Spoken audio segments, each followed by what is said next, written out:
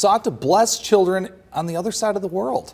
The Center for Learning and Columbia's Student Council brought in donations for children in Liberia, and the beauty queen these kids partnered with to do it says leading a life in service starts with counting one's own blessings. Our Christina Thacker tells the story of Miss Blind USA and her vision of hope.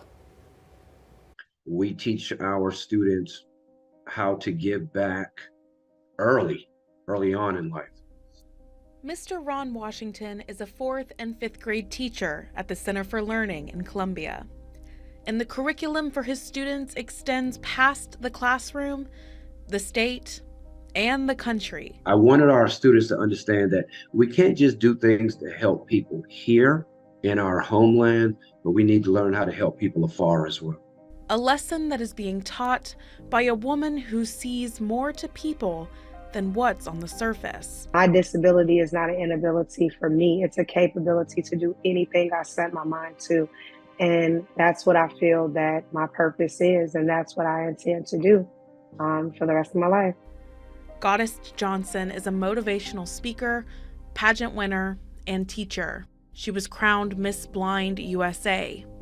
She came to Columbia to share stories of overcoming adversities with the students at CFL. Under her inspiration, CFL Student Council chose to do their annual service project for kids on the other side of the world.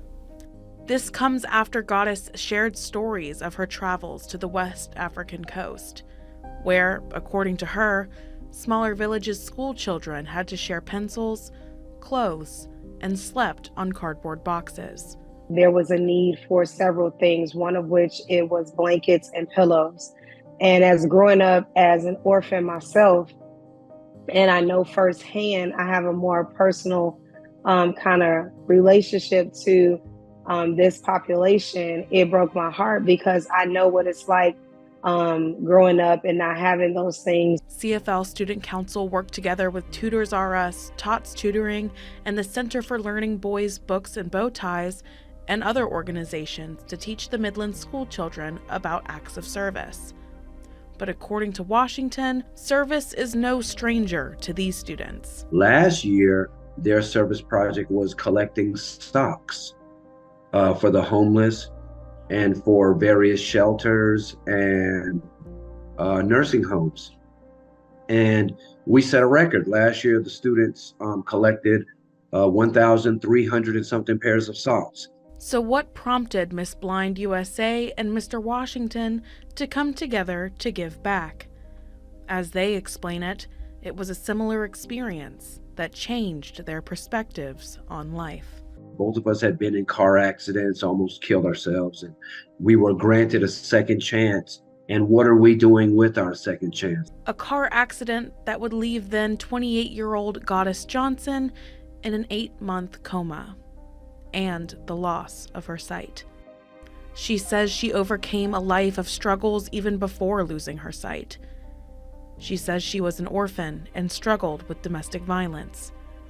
But she too would turn her life around for the better. And I was the first generation from my family to kind of break that cycle of incarceration, which led for me wanting to now help people instead of hurting people. And though her physical sight is gone, she has no problems visualizing and creating a better world for others.